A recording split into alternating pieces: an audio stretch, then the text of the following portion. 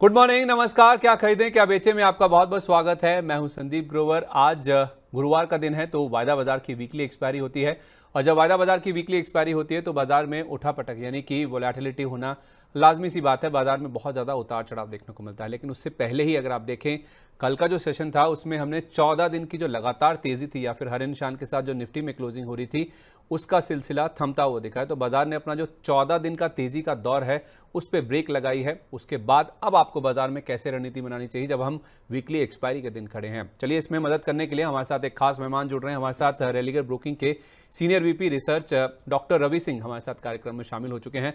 Sir, बहुत बहुत स्वागत है आपका और विशेष धन्यवाद। जैसा आपने वादा किया था कि एक्सपायरी वाले दिन आप हमारे साथ हुआ करेंगे, तो आज फिर से आप मौजूद हैं, उसके लिए आपका विशेष धन्यवाद सर। जी धन्यवाद मुझे यहाँ पर बुलाने के लिए।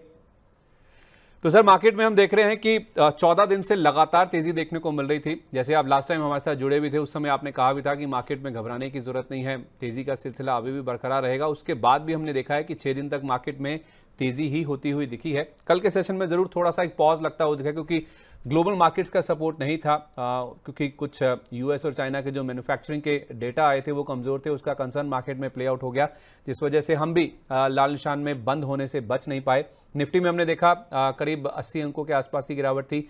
सेंसेक्स 200 अंक और बैंक निफ्टी करीब 300 अंकों की गिरावट लेकर बंद हुए। लेकिन ओवरऑल देखा जाए जिस तरह की क्लोजिंग हुई है उसमें हमने 25,200 का जो लेवल है वो क्लोजिंग बेसिस पे जरूर तोड़ दिया, लेकिन लोअर लेवल से हमने रिकवरी भी मार्केट्स में आती हुई दिखी है। बैंक अगर आप निफ्टी की बात करें 100 अंकों से ज्यादा की रिकवरी हमने बनती हुई दिखी, क्योंकि एक समय हम 25,100 के भी नीचे फिसल गए थे।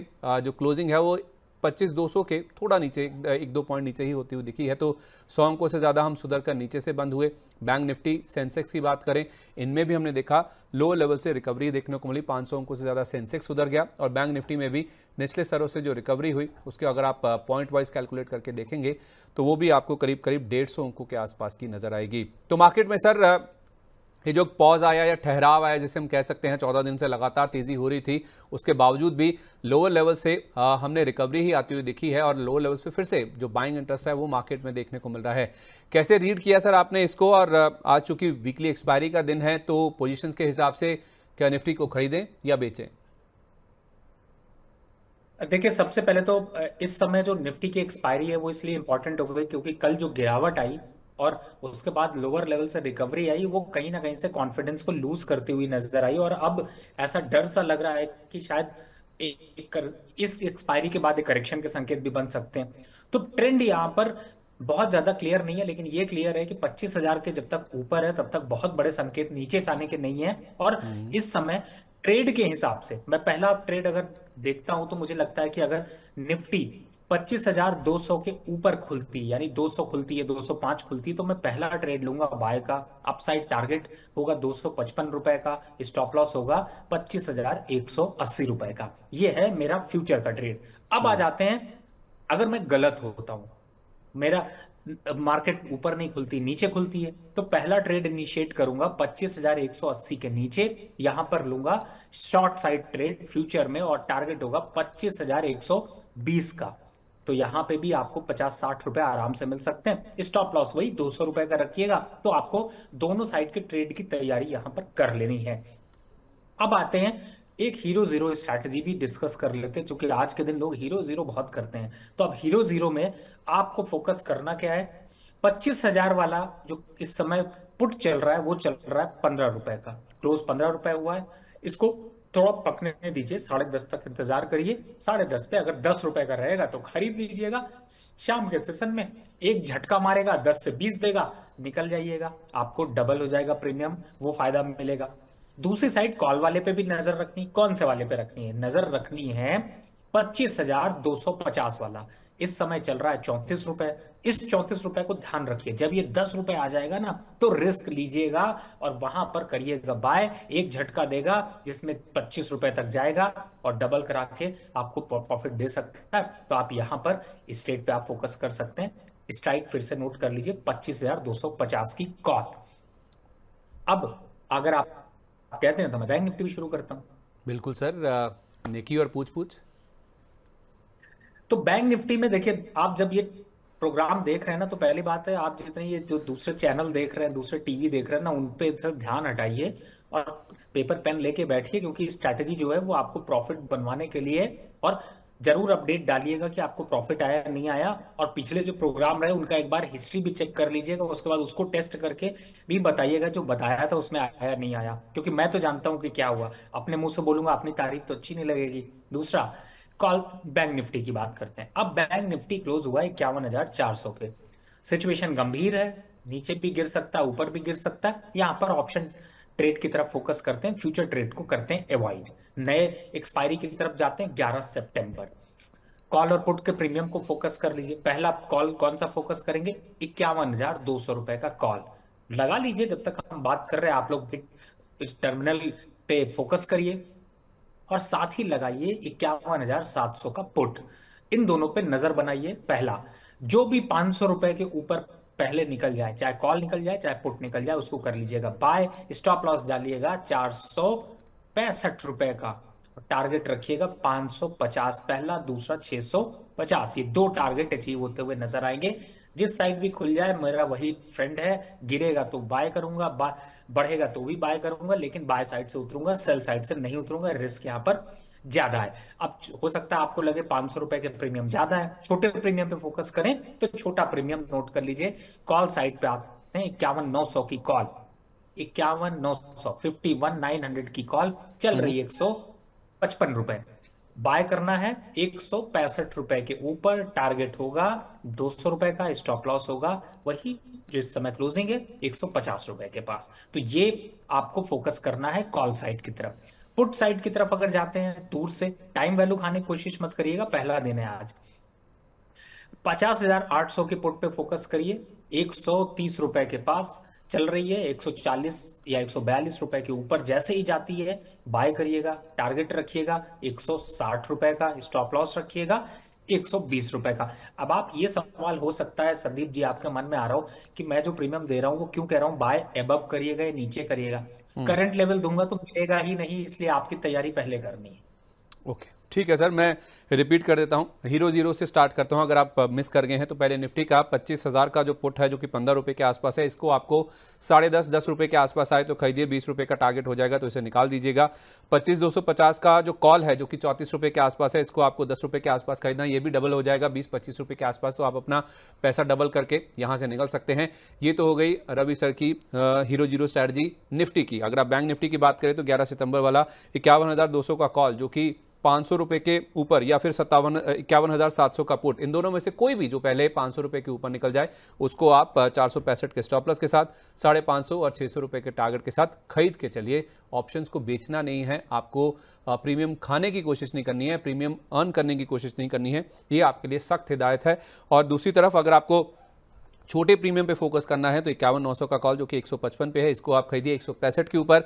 200 का टारगेट, 150 रुपए का स्टॉप लॉस और 50,800 का पुट जो कि 130 के आसपास है, ये आपको 142 के ऊपर खरीदना है, 140 के ऊपर जाए तो।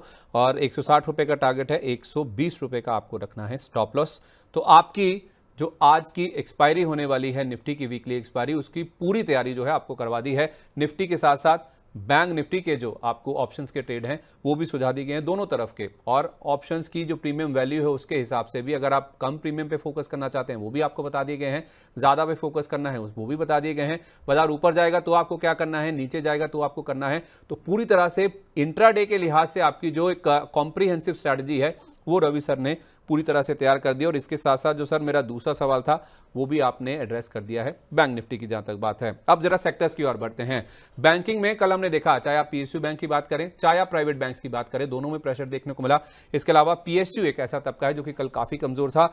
मेटल और आईटी, यहां पर भी प्रेशर देखने को मिला। और मेटल आईटी हमने देखा है कि ग्लोबली कनेक्टेड है। जब भी कोई ग्लोबल स्तर पर खबर खराब होती है तो ये पिटते हैं, और खबर अच्छी होती है तो इनमें जबरदस्त एक्शन देखने को मिलता है। और उसके साथ साथ तेल गैस जो कि काफी मजबूत थे काफी दिनों से, उसमें भी कल के दिन में पिटाई होती हुई दिखी है। खरीदारी कहां पे हुई? डिफेंसिव्स में। हेल्थ केयर फार्मा फिर से लाइमलाइट में आ गया। एफएमसीजी में खरीदारी थी। रियल्टी फिर से पार्टिसिपेट करता हुआ दिखा। और मीडिया में भी कल के सेशन में खरीदारी होती हुई दिखी। विप्रो में हमने देखा टॉप लूजर था जहां तक निफ्टी की बात है। इसके अलावा कोल इंडिया, ओएनजीसी, हिंडाल्को ये पिटते हुए नजर आए। और एशियन पेंट्स क्योंकि क्रूड गिरा है उसका पॉजिटिव साइड पे इंपैक्ट देखने को मिला। ग्रासिम, एचयूएल, अपोलो हॉस्पिटल ये निफ्टी के टॉप गेनर्स थे और एचयूएल फिर से लाइमलाइट में आ गए क्योंकि एफएमसीजी शेयरों में अब खरीदारी बनती हुई नजर आ रही है। बैंकिंग शेयरों की अगर हम बात करें सर, बैंक निफ्टी की तो बात हो गई। कल एक मॉर्गन स्टैनली की रिपोर्ट आई थी, उसमें फेडरल बैंक को डाउनग्रेड किया गया था। बहुत सारे बैंक्स हैं जिनके अगर रेटिंग नहीं भी काटी गई तो उनके टारगेट नीचे की ओर रिवाइज किए गए और जिन बैंकों पे पॉजिटिव राय भी थी उनके टारगेट प्राइस भी नीचे की ओर रिवाइज किए गए हैं। और ज्यादातर बैंक हमने कल के सेशन में गिरते हुए दिखे। फेडरल बैंक इसको लीड कर रहा था क्योंकि इसकी रेटिंग कट हुई है तो 3-3.5% के आसपास गिर के बंद हुआ है। तो बैंकों में सर लॉन्ग टर्म के लिए आपका व्यू चाहता हूं, क्योंकि सर मैं जो हमारे शो के नीचे कमेंट्स आते हैं उनको पढ़ रहा था। लोग ये पूछते हैं कि अगर रवि सर आते हैं तो इंटरडे की स्ट्रैटेजी तो देते हैं, उनसे लॉन्ग टर्म के लिए जो व्यू है वो भी मांगा जाए। तो मैंने सोचा बैंकिंग से क्यों ना इसकी शुरुआत की जाए। लॉन्गर टर्म के लिए बैंकिंग पर आपका क्या व्यू है और जब बैंकों में गिरावट आती है तो क्या ये खरीदारी करने का मौका, अगर हाँ तो फिर कहां पे? देखिए, क्या खरीदारी करनी है इसकी राय तो मैं आज नहीं देने वाला हूं, क्योंकि मार्केट में थोड़ा सा यहाँ पर अभी कंसोलिडेशन चल रहा है, थोड़ी गिरावट का इंतजार कर रहा हूं। लेकिन हाँ, लॉन्ग टर्म के हिसाब से जरूर यहाँ पर स्टॉक बनते हैं। और इस समय बैंकिंग काउंटर पे चूंकि कंसोलिडेशन का जो आपने बात करी, कंसोलिडेशन का मतलब ये होता है कि उतार और चढ़ाव जो है वो बहुत बड़ा नहीं है, बहुत छोटा है और एक दायरे में बाजार घूम रहा है, उसको कंसोलिडेशन कहते हैं। और ना उनमें बहुत बड़ी गिरावट के संकेत है, ना बहुत बड़ी बढ़त के संकेत हैं। दो स्टॉक पहले फोकस करता हूं। आईसीआईसी बैंक में मैंने प्रॉफिट बुक करने की राय दी है, एचडीएफसी पे भी प्रॉफिट बुक करने की राय दी है, एक्सिस पे भी प्रॉफिट बुक करने की राय दी है और इंडसन पे भी प्रॉफिट बुक करने की राय दी। प्रॉफिट बुक करने का मतलब है अगर आपके पोर्टफोलियो में पुराना पड़ा है तो थोड़ा थोड़ा काटते जाइए, काट लीजिए, बेटर है, मौके ज्यादा मिलेंगे। कहां पर खरीदारी करने के मौके मिलते हैं? 1150 आईसीआईसी, 1450 के पास एचडीएफसी, 790 780 के पास एसबीआई।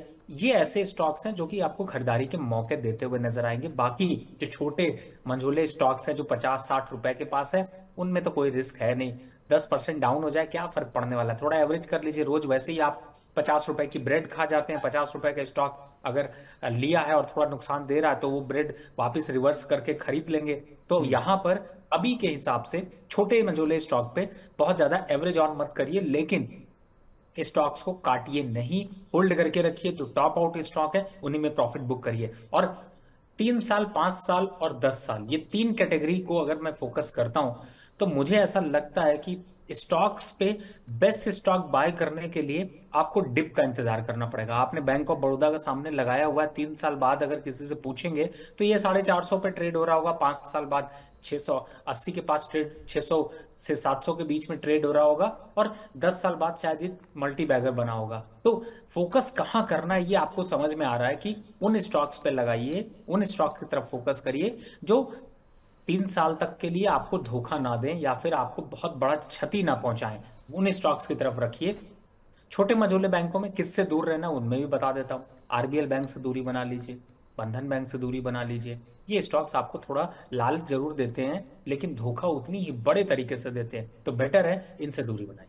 चलिए, तो क्या खरीदना है क्या बेचना है, जैसा हमारे शो का नाम भी है, तो रवि जी परफेक्टली उसको डिफाइन करते हैं। 3-5-10 साल के लिए अगर आपको खरीदारी करनी है तो थोड़ा आपको डिप का इंतजार करना चाहिए। खरीदारी कहाँ पे करनी है? आईसीआईसी बैंक 1150 के आसपास, एचडीएफसी बैंक 1450 पे मिले, एसबीआई अगर आपको 800 के नीचे 790 के आसपास मिले, इसमें आप खरीदारी करके चल सकते हैं। और बैंक ऑफ बड़ौदा तो मल्टी बैगर हो सकता है, अगर आप 10 साल बाद देखेंगे तो कई गुना ज़्यादा इसमें जो एक्शन है वो आपको बनता हुआ दिख सकता है। तो यहाँ पे आपको खरीदारी करनी है, लेकिन आरबीएल बैंक और बंधन बैंक से आपको दूर रहना है, इनसे दूरी बनाइए।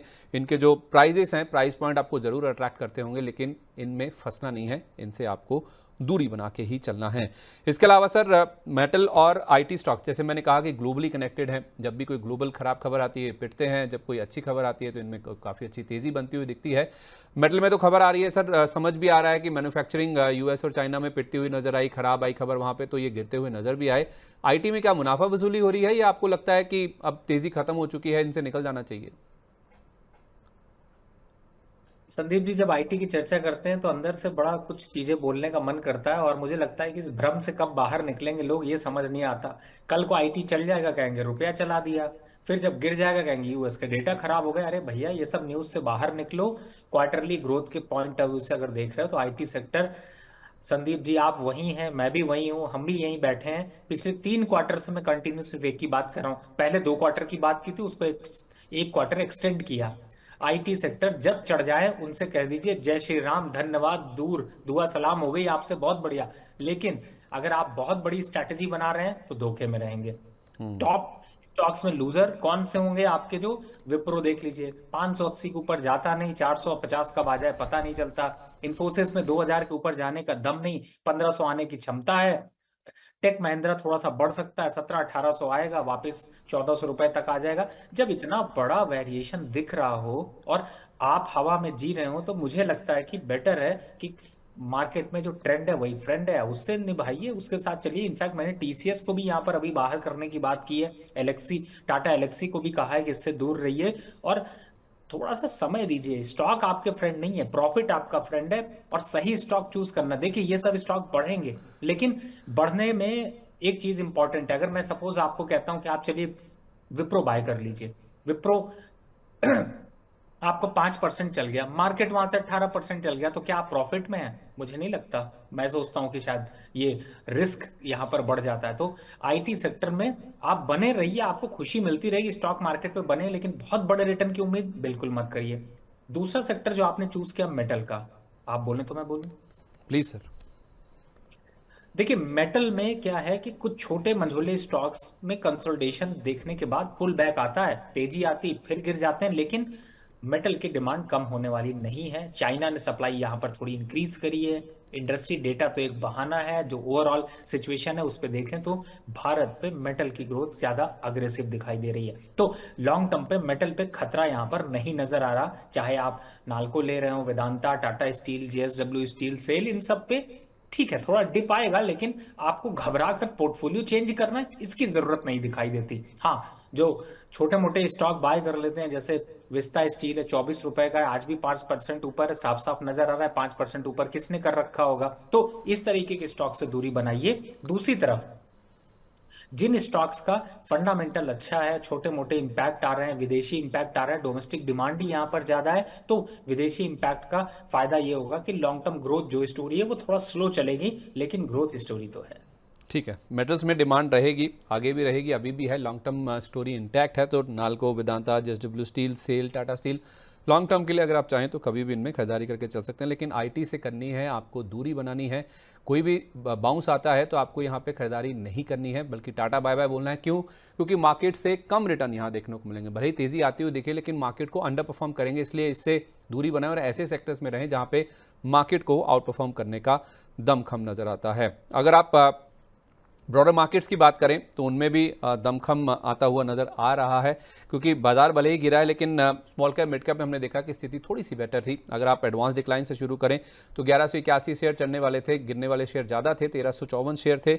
लेकिन आप मिड कैप इंडेक्स देखिए, 74 अंक गिरकर, और स्मॉल कैप इंडेक्स 150 अंक चढ़कर बंद हुआ है। और मिड कैप इंडेक्स में भी अगर आप देखेंगे लोअर लेवल से रिकवरी थी। स्मॉल कैप इंडेक्स तो करीब करीब 750 अंक सुधर के बंद हुआ कल के लोअर लेवल से, और मिड कैप इंडेक्स में भी हमने देखा जो रिकवरी थी करीब करीब 550 अंकों के आसपास की थी। तो भले ही जो फ्रंटलाइन इंडाइसिस हैं वो थकते हुए नजर आए, पिटते हुए नजर आए, रिकवरी वहां पे भी हुई लेकिन लाल निशान के साथ क्लोजिंग हुई, लेकिन जो रिकवरी थी या फिर जो मजबूती थी वो मिड कैप स्मॉल कैप में ज्यादा नजर आ रही थी। तो sir mid cap small cap के ये जो गिरने का इंतजार कर रहे हैं लोग कि एक बड़ी गिरावट आएगी तो मिड कैप स्मॉल कैप में घुसेंगे, क्योंकि चले भी बहुत तेज थे ये, और मार्केट में ज़्यादातर लोग ऐसा एंटिसिपेट कर रहे हैं कि अब जब गिरावट आएगी वो भी काफ़ी तेज़ आती हुई दिखेगी, तो शायद फिर वहाँ पे एंटर करने का या फिर पोजीशन लेने का मौका मिलेगा। तो उन लोगों के लिए क्या सलाह होगी? क्योंकि कल के मार्केट में आप देखें बहुत सारे गेनर्स थे, जुबिलेंट इंग्रेविया देखिए, सीसीएल प्रोडक्ट्स देखिए, डीसीडब्ल्यू, और फॉर दैट मैटर आप रिलायंस इंफ्रा, रिलायंस पावर को ही देख लीजिए, ये भी काफ़ी मजबूत थे जबकि बाजार एक तरफ गिर रहा था। क्या सलाह होगी सर आपकी इस पूरे स्पेस पे? पहली बात है, जो रिलायंस पावर और रिलायंस इंफ्रा की बात कर लेते हैं, स्टॉक्स में आप देखिए सुनेंगे तो है नहीं, बस हाँ यही कर सकते हैं कि थोड़ा एग्जिट करने की अपॉर्चुनिटी आपको दिख सकती है। 200 इस समय रिलायंस इंफ्रा चल रहा है 212, यहाँ पर आपको एक मौका मिल रहा है 220 के आसपास, एक बार एग्जिट जरूर करिएगा, वापस आपको 180 के भाव दिखाई देंगे। आर पावर में भी मैंने पहले समझाने की कोशिश की थी, समझे तो अच्छा, नहीं समझे तो नीचे फिर आ गया, फिर वापस ऊपर आ जाएगा, लेकिन चाल बदलने की जरूरत है, स्ट्रैटेजी के तहत चलिए। दूसरी तरफ जो आपने बात करी, देखिए स्टॉक स्पेसिफिक जिनके फंडामेंटल हैं और जिन पे न्यूज है, जिन पे अच्छी ग्रोथ स्टोरी दिख रही है, उन स्टॉक्स में गिरावट के संकेत बिल्कुल नहीं है। और सब आपको मैं हकीकत बताऊं तो इस समय जिन स्टॉक्स में गिरावट आनी थी उनमें ऑलरेडी 30% की गिरावट आपको देखने को मिल गई। और उन स्टॉक्स में आप बॉटम आउटिंग फेज चल रहा है, तो बॉटम आउटिंग में बहुत तेजी से बाइंग देखने को मिलती है और बहुत तेजी से सेल ऑफ भी देखने को मिलता है, क्योंकि लोग पैनिक सिचुएशन पर रहते हैं। लेकिन आप मत घबराइए, आपके पोर्टफोलियो में अगर स्टॉक है ग्रोथ स्टोरी पे रखिए और होल्ड करिए, थोड़ा लंबा समय दीजिए, आपको स्ट्रक्चर बनते हुए नजर आएंगे। स्टॉक्स बस अच्छा होना चाहिए, ऐसा स्टॉक मत लीजिए जैसे आर पावर है, आज कल के दिन 32, दूसरे दिन 25, कब हवा चली जाए कब हवा आ जाए, ऐसे स्टॉक पे भरोसा नहीं कर सकते। स्टॉक ठीक है, चलेगा, दे भी जाएगा, लेकिन आप कॉन्फिडेंटली बने नहीं रह सकते हैं। कॉन्फिडेंस अगर रखना है तो आपने जैसे बात करी, जैसे एफएमसीजी प्रोडक्ट की बात कर लें, या फिर फार्मा सेक्टर में आज का पहिया वापस से स्ट्रांग होता हुआ नजर आया, तो सेक्टर एलोकेशन पे फोकस करें। सेक्टर एलोकेशन पे फोकस करें, अच्छे फंडामेंटल्स वाले, अच्छी ग्रोथ स्टोरी वाले स्टॉक्स के साथ बने रहिए। कोई घबराने या चिंता करने की जरूरत नहीं है। जिनमें स्टोरी अच्छी है, जिनमें ग्रोथ अच्छी है, फंडामेंटल अच्छे हैं, उनमें ग्रोथ स्टोरी भी इंटैक्ट रहेगी। इसलिए अच्छे स्टॉक्स को चुनिए और अच्छे सेक्टर्स के साथ, मजबूती वाले सेक्टर्स के साथ आप बने रहे, जहां तक mid cap small cap stocks की बात है। चलिए अब आज की तैयारी शुरू कर लेते हैं। वीकली एक्सपायरी का दिन है, तो कल हमने देखा था सर क्रूड में बड़ा फॉल देखने को मिला था। अलग अलग खबरें हैं, इंटरनेशनल फ्रंट पे मैन्युफैक्चरिंग हुआ या फिर लीबिया में प्रोडक्शन रिस्टोर हो सकता है। उसका जो फायदा है, क्रूड में जो गिरावट आई दिसंबर 2023 के निचले स्तर तक पहुंच गया। पेंट शेयरों में बड़ा एक्शन देखने को मिला, ओएमसीज में भी एक्शन था, लेकिन ओवरऑल अगर हम पेंट सेक्टर की बात करें तो जिस तरह का मूव देखने को मिला है, क्या ये एक प्रॉफिट बुकिंग या फिर निकल जाने का संकेत है, या आपको लगता है कि यहाँ पे ग्रोथ अच्छी है, रुकना चाहिए इनमें? देखिए, सबसे पहले क्रूड ऑयल को रिलेट कर लेते हैं। इस समय क्रूड ऑयल के प्रोडक्शन जो है वो बढ़े हुए हैं और प्राइसेस नीचे हैं। और अभी आपको सितंबर एंड से लेकर अक्टूबर फर्स्ट वीक तक इनके दामों में थोड़ी गिरावट रहेगी। और यहाँ पर अभी डिमांड भी उतनी नहीं निकल कर आ रही, इसी वजह से आपको पेंट इंडस्ट्री के स्टॉक्स हैं या टायर इंडस्ट्री के या ऑयल मार्केटिंग कंपनीज में अच्छा खासा एकोमुलेशन करने को मौका मिलेगा। तो स्टोरी अगर आपको जनवरी और फरवरी की तैयार करनी है तो इन स्टॉक्स में बने रहिए, घबराने की जरूरत नहीं है।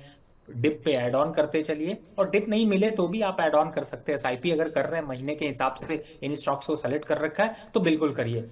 इन सब में कंपैरेटिव अगर जाते हैं तो मुझे बर्जर पेंट थोड़ा ज्यादा अच्छा दिखाई देता है, ज्यादा अट्रैक्टिव दिखाई देता है, ज्यादा अपॉर्चुनिटी दिखाई देती है, जो कि 700 की स्टोरी को यहां पर हिट कर सकता है, पहला। दूसरा स्टॉक है जेके टायर। अब आप के उससे पीछे से भी रिक्वेस्ट करूंगा, जो आपकी टीम बैठी है, जो टॉप स्टॉक्स है वो यही दो हैं, लेकिन मैं पहले बोल दे रहा हूँ शायद, तो मुझे ऐसा लगता है कि अगर आप फोकस कर लीजिए, प्लेट आप बाद में चला दीजिएगा। लेकिन यहाँ पर जेके टायर भी थोड़ा सा अच्छा लग रहा है, 400 के पास करेक्शन होकर आया है, और इन लेवल से खरीदारी करें तो 480 तक के लक्ष्य देखने को मिलेंगे। और स्टॉप लॉस भी 390-95 का लेकर चला जा सकता है। तो ये दो स्टॉक्स काफी अट्रैक्टिव लग रहे हैं, खास तौर से आपके इस समय क्रूड ऑयल के प्राइसेस को देखते हैं। तो सर एक बार आपने बर्जर पेंट्स का 700 रुपये का टारगेट दिया है, जेके टायर का 390 का स्टॉप लॉस दिया है। बर्जर पेंट्स का मैं स्टॉप लॉस मिस कर गया और जेके टायर का मैं टारगेट मिस कर गया, दोनों अगर आप बता पाएं। बर्जर पेंट का टारगेट है 700 रुपए का, और इस समय चल रहा है 600 रुपए, 598 रुपए एग्जैक्ट अगर देखते हैं तो। और स्टॉप लॉस यहाँ पर रखिएगा 570 रुपए का। तो 30 रुपए के स्टॉप लॉस से, 30 क्या लगभग 28 रुपए के स्टॉप लॉस से 100 रुपए मिलने की क्षमता रखता है। ठीक है, और जेके टायर का स्टॉप लॉस आपने 390 बताया, टारगेट क्या होगा सर? टारगेट आपको जेके टायर का 480।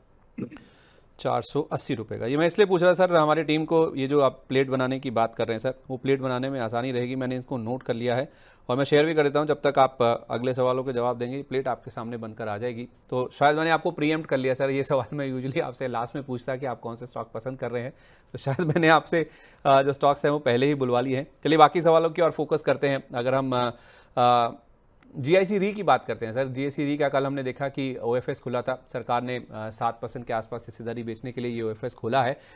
जो नॉन रिटेल का हिस्सा था या फिर जो संस्थागत निवेशकों का हिस्सा था वो 1 गुना से ज़्यादा पूरा भरता हुआ नजर आया। यहाँ पे मतलब जो रिस्पांस है वो ठीक ठाक मिलता हुआ दिखा है, लेकिन शेयर हमने देखा कि 5-6% के आसपास गिर के बंद हुआ, 5.25% की गिरावट लेके बंद हुआ और 395 रुपये का इनफैक्ट इसका फ्लोर प्राइस था, वहाँ तक तो नहीं गया, लेकिन डे लो के आसपास ही आप देखिए महज 15 पैसे डे लो के ऊपर जाके बंद हुआ है। तो जिनको सर रिटेल में, क्योंकि आज मौका है इसमें पार्टिसिपेट करने का, क्या आपकी सलाह होगी इसमें पैसा लगाने की?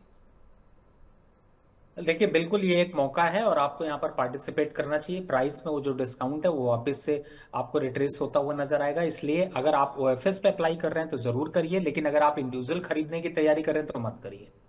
ओके, तो ओएफएस में आप कह रहे हैं कि पार्टिसिपेट करने का मौका है क्योंकि डिस्काउंट पे ये शेयर आपको मिल रहा है, तो उस लिहाज से ज़रूर इसमें आप अप्लाई करके चल सकते हैं। वैसे अगर आप खरीदना चाहते हैं तो वैसे आपको रुकना चाहिए। आप कुछ पीएसयू स्टॉक्स की बात कर रहे थे सर, या ओवरऑल जो गिरावट की बात कर रहे थे कि कई सारे ऐसे अच्छे मिड कैप्स हैं जो कि 25-30% करेक्ट हो चुके हैं। उसमें कुछ डिफेंस के स्टॉक्स हैं जो कि अब जैसे आप कह भी रहे थे कि बॉटम आउट हो गए हैं और अब चलना शुरू करने लगे हैं। उसमें HAL हुआ, मजगांव डॉक हुआ, BEML, गार्डन रीच हुआ, BDL हुआ, BELB फॉर दैट मैटर। जब से वो निफ्टी वाली न्यूज़ आई है कि उसमें शामिल हो रहा है, उसमें भी लो लेवल से अच्छी खासी रिकवरी देखने को मिली है।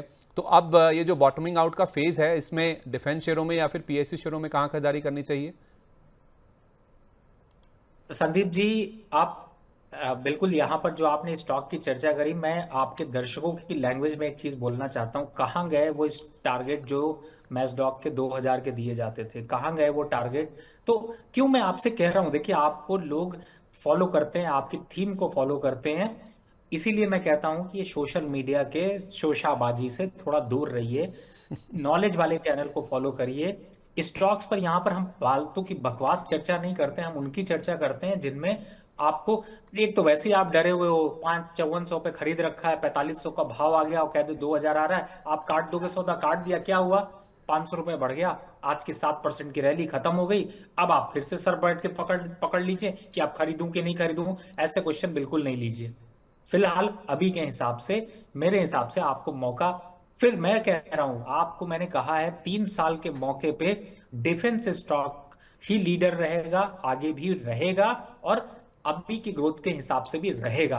और वैसे भी एक सीक्रेट स्टडी के हिसाब से देखिए, जब हमारे मोदी जी बाहर जाते हैं उसके बाद डिफेंस स्टॉक में करेक्शन का दौर रुक जाता है, बढ़त दिख जाती है, और बजट होता है तो भी यही दिखाई देता है। थ्योरी यही कहती है, जो थ्योरी कहती है उससे अगेंस्ट काम मत करिए, कम से कम नहीं निकलिए तो रुके रहिए, थोड़ा सा पुल बैक दिखाई देगा। हाँ, अगर डर लगता है, जो लोग प्रॉफिट में आए वो लोग 40% अपनी पोजीशन को थोड़ा बुक करते चलें। लेकिन अभी के मौके पे HAL पहला टारगेट 5500 वापस आएगा, BDL वापस से 1500 के लेवल दिखाई देंगे, BEML वापस से यहाँ पर 4500 के भाव आपको देखने को मिलेंगे। तो इनमें जो करेक्शन है उनको मैं इसीलिए कह रहा था, आप लोग डिप पे ऐड करते चलिए। एक दिन में 6% की रैली हो गई, सारा कुछ खत्म, आज सारे चैनल पे आप पॉजिटिव पॉजिटिव चिल्ला रहे होंगे, आपको मौका ही नहीं मिला। तो इन सब चीजों से बचिए, मनी 9 को फॉलो करिए, तंग करिए संदीप जी को जितना तंग कर सकते हैं, पूछिए इस पे सवाल, वो ज्यादा अच्छा है, कमेंट करिए इस वीडियो पे जिससे कि आपको जवाब मिल सके। सर मेरे सवाल इनफैक्ट उसी के आसपास ही होते हैं। मैं डायरेक्टली तो किसी का नाम लेके सवाल नहीं पूछता हूं कि किसी ने ये शेयर इतने पे खरीद रखा है, उसके मैं सवालों के जवाब देने की कोशिश कर रहा हूं, लेकिन मैं कमेंट जरूर पढ़ता हूं जो हमारे शो हम करते हैं और उसी के बेसिस पे सवाल पूछने की कोशिश करता हूं। ये मैंने जो GIC री पूछा है, ये लोगों के मन में सवाल है कि बड़े निवेशकों ने तो ले लिया, क्या हमें 400 रुपये के नीचे लेना चाहिए, इसीलिए मैंने वो भी पूछा है। और डिफेंस को लेकर आप देखें या PSU स्पेस को लेकर बहुत सारे सवाल आते हैं, क्योंकि जो करेक्शन हुआ, जैसे आप कह रहे थे कि हायर लेवल से 25-30% करेक्ट हुए हैं, उसमें बहुत सारे लोग हैं जो कि ऊपर के भाव पे फंसे हुए हैं। उनके सवाल अलग अलग लेवल्स पे आते हैं, इतनी क्वांटिटी ले रखी, इतने प्राइस पे है, HAL में बताइए, BEML में बताइए, BDL में बताइए क्या करना है, मजगांव डॉक, कोचिन शिपयार्ड, बहुत सारे स्टॉक्स हैं सर, इसके ऊपर बहुत सारे सवाल आते हैं। इसीलिए मैंने आपसे PSU और डिफेंस पे सवाल पूछा था, और जिस तरह से आपने आंसर किया है बहुत ही अच्छी तरह से, मुझे लगता है कि लोगों के मन में जो सवाल हैं वो एड्रेस होते हुए नजर आएंगे, अगर आपको उन्होंने सही से सुना है और सही से समझा है तो। डिफेंस के बाद सर एक थीम जो और मार्केट में प्ले आउट होती हुई नजर आ रही है वो है ज्वेलरी शेयर। ज्वेलरी शेयर इसलिए चल रहे हैं क्योंकि सर ग्लोबल मार्केट में जो रेट कट का सिनेरियो बनता हुआ दिख रहा है कि ये जो 16-17 तारीख को फेड की बैठक होने वाली है, उसमें ऑलमोस्ट तय है कि ब्याज दरें तो घटनी है। अब पहला जो रेट कट होगा, क्या 25 बेसिस पॉइंट का होगा, 50 बेसिस पॉइंट का होगा, ये नहीं पता। लेकिन गोल्डमैन सैक्स से एक रिसेंटली रिपोर्ट आई है जिसमें उन्होंने गो फॉर गोल्ड के नाम से एक रिपोर्ट निकाली, जिसमें वो कह रहे हैं कि $2700 का भाव हो जाएगा इंटरनेशनल मार्केट्स में सोने का। तो इस थीम को अगर ध्यान में रखना है, अगर ये 2025 की शुरुआत में यहाँ से करीब $180-200 के आसपास की और तेजी गोल्ड में बची है, तो ज्वेलरी स्टॉक्स में क्या खरीदारी करनी चाहिए या फिर इनको बेच के निकल जाना चाहिए? संदीप जी, आप जो सवाल पूछ रहे हैं उससे मैं थोड़ा सा कंफ्यूज हो गया हूँ, क्योंकि मेरा व्यू जो है वो थोड़ा डिफरेंट है। सबसे पहले देखिए एक चीज समझे, मैं गोल्ड के व्यू पे पहले आता हूँ जिससे आपके स्टॉक के व्यू की तरफ चढ़ता हूँ। गोल्ड इस समय चल रहा है 71,300 रुपए के ऊपर। इंटरनेशनल भाव पे अगर देखते हैं तो मुझे लगता है कि जो अभी के भाव है उनमें कुछ बहुत ज्यादा बड़ी गुंजाइश यहाँ से बढ़ने की नहीं है। हाँ, आपको दिवाली के टाइम पे जरूर ये हर बार एक एस्टिमेट देखने को मिलता है कि हाँ बढ़ जाएंगे बढ़ जाएंगे। यूएस अगर इंटरेस्ट रेट को कट करता है, गोल्ड के प्राइसेस भी कम होंगे, बढ़ेंगे नहीं। संकेत उल्टे दिखाई दे रहे हैं। अब रहते कितना बढ़ जाएंगे सर, बढ़ने गिरने की तरफ देखते हैं तो मुझे लगता है कि 68,000 तक के लेवल गोल्ड में वापस से करेक्ट होकर आ सकते हैं। 74-75 हजार के ऊपर गोल्ड अभी यहाँ पर सस्टेन नहीं करेगा। अब ज्वेलरी स्टॉक का जवाब आपको मिल गया होगा कि ये जो तेजी है, ये जितनी भी है, ये सब दिवाली तक, अभी थोड़ी दिवाली के फर्स्ट वीक तक बनी रहेगी। तो 2-3 महीने हैं, अगर आप होल्ड करना चाहें तो रुक सकते हैं, और अगर प्रॉफिट बुक करना चाहें तो अपॉर्चुनिटी खुली हुई है। और अच्छे प्रॉफिट में है तो 50-40% प्रॉफिट बुक करने में भी समझदारी है। फिलहाल गोल्ड के लेवल जहां तक आप 2700 कर रहे हैं, जब तक इंटरनेशनल मार्केट पे 2500 के ऊपर का क्लोजिंग नहीं आता, 2-3 महीने नहीं क्लोज करता, 2700 के लेवल को हिट कर पाना थोड़ा मुश्किल होगा। और थोड़ा डिप के संकेत यहां पर ज्यादा दिखाई दे रहे हैं। अब एग्जाम्पल के लिए क्रूड ऑयल के प्राइसेस नीचे हैं, रुपी वापस से अपनी स्ट्रेंथ लेता हुआ नजर आएगा तो फिर से गोल्ड का बहुत ज्यादा कुछ खास इंपैक्ट नहीं होगा। डॉलर भी यहाँ पर इंपैक्ट होता हुआ नजर आएगा, उसका चेन रिएक्शन यहाँ पर गोल्ड पे निगेटिविटी की तरफ देखने को मिलेगा। तो मुझे ऐसा लगता है कि शायद व्यू थोड़ा सा चेंज है, लेकिन फिर भी अगर कल्याण ज्वेलर की बात कर लें, अब इस पे लेवल्स के हिसाब से देखें तो 680 के लेवल तक अभी जाता हुआ नजर आ रहा है। सफर करना है तो 680 के आसपास तक आप होल्ड करके चल सकते हैं। टाइटन की बात कर लेते हैं, टाइटन सबसे ज्यादा फोकस में रहता है। फिलहाल मार्केट में थोड़ा डिप है तो थोड़ा डिप लगा रहा है, लेकिन वैसे स्टॉक ठीक लग रहा है और थोड़ा सा अपसाइड पे वापस से 3780 और 3800 के भाव दिखा सकता है। तो आपको लेवल्स बता दिए, निकलना कहाँ है, मतलब आपका जो प्रोग्राम है कहाँ खरीदे कहाँ बेचे उसका फोकस करिए। मेरे सवाल ने आपको कंफ्यूज किया था और आपके जवाब ने मुझे कंफ्यूज कर दिया सर। मेरा सवाल ये था कि क्या आप ये कहना चाह रहे हैं कि जो यूएस में रेट कट की तैयारी हो रही है उसके बावजूद गोल्ड नहीं चलेगा? जी बिल्कुल, मैं यही कहने की कोशिश कर रहा हूं कि इस समय गोल्ड के भाव काफी ओवरबॉट सिचुएशन पर हैं और इन लेवल से एक बड़े कटआउट के संकेत दिखाई दे रहे हैं। बुल के तो ट्रेंड का सवाल थोड़ा सा कम दिखाई देता है, यानी मैं तो नंबर्स पे चलता हूं, जो प्रोबेबिलिटी कम दिखाई दे रही है। मुझे ऐसा लगता है, मैं भारतीय बाजारों के रेट को इसलिए कोट कर रहा हूं क्योंकि आपके दर्शक भारतीय बाजार को फोकस करते हैं और सोने की चमक तो सभी देखना चाहते हैं। बहुत से लोग, अभी मुझे 2 दिन पहले ही फोन आ रहे थे कि ज्वेलरी खरीदनी है, शादी की तैयारी करनी है, बिटिया की शादी करनी है, क्या करें। मैंने कहा देखिए मौका तो मिलेगा आपको तो आप खरीद लीजिएगा, लेकिन ऐसा नहीं है कि आप आज ही मार्केट चले जाइए, ये सबके लिए है। थोड़ा सा रुक कर जाएंगे तो शायद थोड़े सस्ते मिल जाएंगे। चलिए रुक के जाइए थोड़ा, तब तक त्योहारी सीजन भी आ जाएगा। इनफैक्ट रक्षाबंधन से तो त्योहारी सीजन की शुरुआत हो चुकी है, लेकिन दिवाली के आसपास अगर आप जाएंगे या थोड़ा उससे पहले जाएंगे तो हो सकता है आपको 68,000 के आसपास के लेवल्स मिल जाएं, ऐसा रवि जी सर हमें कह रहे हैं, जो फिलहाल 71,300 के आसपास है। तो आंकड़े जो बयां कर रहे हैं वो ये कह रहे हैं कि गोल्ड में यहां से बड़ी तेजी नहीं नजर आ रही जहां तक डोमेस्टिक मार्केट्स की बात है। इंटरनेशनल मार्केट्स में भी कोई बड़ा उछाल आएगा इसकी भी संभावना कम है। तो सर अगर आपने दिवाली की बात करी है, त्योहारी सीजन की बात अगर चली ही है, तो फिर त्योहारी सीजन में बता दीजिए क्या खरीदना है। कोई ऐसे स्टॉक्स जो आपको अच्छे लग रहे हो, चाहे वो एफएमसीजी हो, कंज्यूमर ड्यूरेबल हो, या फिर रिटेल शॉपिंग की वजह से ही कोई ऐसे स्टॉक जो आपके रडार पे हो? देखिए फिलहाल तो रिटेल के स्टॉक्स हैं, लेकिन आपके इस प्रोग्राम पे मैं उन लोगों के लिए सवाल छोड़ जाता हूं। वो लोग सवाल पूछेंगे तो अगली बार हम लोग उन्हीं स्टॉक्स को कवर करेंगे, लेकिन 2-3 रिटेल के स्टॉक्स पे आप लोग फोकस करिए। सवाल आप लोग स्टॉक्स यहाँ पर आप लोग फाइंड आउट करिए, क्योंकि अभी टाइम है फेस्टिवल में, तब तक हम लोग तैयारी कर रहे हैं। चलिए ठीक है, तो रिटेल के 2-3 स्टॉक्स हैं जिसके ऊपर अगली बार रवि जी कह रहे हैं हम बातचीत करेंगे फेस्टिव सीजन को ध्यान में रखते हुए।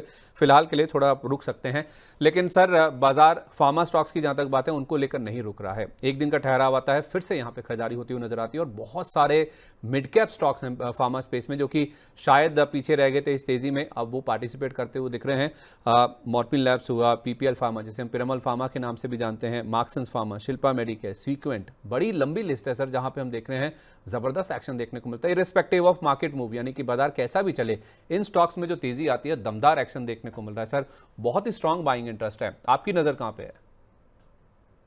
देखिए पूरे में फार्मा सेक्टर पे मैंने कभी बेयरिश व्यू दिया नहीं है, और ये मैं इसलिए नहीं कह रहा क्योंकि आज फार्मा सेक्टर तैयार हुआ है। मैं सिर्फ एक चीज के लिए यहाँ पर फार्मा खुद, मैं फिर नंबर्स की बात करता हूँ। देखिए सबसे बड़ी बात है, निफ्टी के साथ निगेटिव कोरिलेशन यहाँ पर थोड़ा सा बढ़ा है। इसका मतलब ये है कि अगर निफ्टी बढ़ेगा तो फार्मा स्टॉक नहीं बढ़ेगा, लेकिन निफ्टी गिरेगा तो फार्मा स्टॉक ज्यादा तेजी से बढ़ेगा, गिरेगा नहीं बढ़ेगा। अब यही चेन रिएक्शन आपको साफ साफ देखने को मिल रहा है। छोटे मजोले आप देख लीजिए, लॉरेस लैब, मॉर्फिन lab, Cipla, Sun pharma, Auro pharma, इन ज्योति लैब, इन सब पे बाय की रिकमेंडेशन थी। हाँ, आज थोड़ा स्माइलिंग फेस आया है। क्यों? क्योंकि जो कंसोलिडेशन की हम लोग बात करते हैं हर प्रोग्राम में कि कंसोलिडेट कर रहा है, रुका हुआ है, रुका हुआ है, वो शायद अब फ्रस्ट्रेट होकर बढ़ा हुआ है। अब बढ़ता कहां तक है? तो यहां से अभी 5-8% की रैली आपको इस बास्केट पे और देखने को मिलेगी। बने रहिए, किसी कहने प्रॉफिट मत बुक करिए, थोड़ा बड़ा प्रॉफिट बुक करिए। और गिरते मार्केट में तो वैसे ही और सब स्टॉक्स आपको लॉस दे रहे हैं, तो कम से कम जो प्रॉफिट दे रहा है उसको सुकून से बढ़ने दीजिए, काट कर कम मत करिए। थोड़ा सा मुझे कंफ्यूज करने वाली बात है सर ये फिर से, क्योंकि ज़्यादातर आप बोलते हैं अगर मुनाफा हो रहा है लेके जाइए, मिठाई खाइए, लेकिन फार्मा में आपका डाइवर्जेंट व्यू है। अगर आप कह रहे हैं मुनाफा बन रहा है तो उसको राइड कीजिए, मुनाफा आगे और भी ज़्यादा बढ़ता हुआ नजर आ सकता है, तो इसको आप काटने की जल्दी मत कीजिए, मुनाफा लेने की जल्दबाजी मत कीजिए, क्योंकि अगर निफ्टी गिरता भी है तो निफ्टी से ज़्यादा तेज चलते हुए नजर आएंगे ऑपोजिट डायरेक्शन में। तो यहाँ पे फिलहाल के लिए आपको बने रहना है, पकड़ के रखना है अगर आपको मुनाफा बन रहा है मिड कैप फार्मा स्टॉक्स में, जहां पे मोमेंटम बहुत स्ट्रांग नजर आ रहा है। आखिरी सवाल होता है सर आपसे पिक्स का, और उसका जवाब आप पहले ही दे चुके हैं, तो मैं चाहूंगा कि अगर हमारी टीम वो पिक्स दोनों फायर कर सके, जैसे आपने कहा भी था। एक आपने बर्जर पेंट्स की बात करी थी कि जिस तरह से क्रूड गिर रहा है और सितंबर के लास्ट वीक और अक्टूबर के फर्स्ट वीक में और गिरावट आएगी, तो यहां से आपने बोला था कि पेंट शेयरों में बर्जर पेंट्स आपको बहुत पसंद है। 700 रुपए का टारगेट है, 570 रुपए का स्टॉप लॉस रखना है, 600 रुपए के आसपास की क्लोजिंग है। और जेके टायर दूसरा नाम है जहां पे 390 रुपए का स्टॉप लॉस है, 480 रुपए तक के टारगेट्स देखने को मिल सकते हैं। क्या व्यू होगा सर इन दोनों स्टॉक्स में जो आपने बोला है, इनमें टारगेट आ जाएंगे वो? बिल्कुल टारगेट आपको अचीव होते हुए नजर आएंगे। और अगर आप कहीं पर आपको मार्केट फंसता हुआ तो भी नजर आया, तो भी इन स्टॉक्स पे बेड़ा पार होता हुआ नजर आएगा। क्या व्यू लेके चलना है सर, कब तक ये टारगेट आ जाएंगे?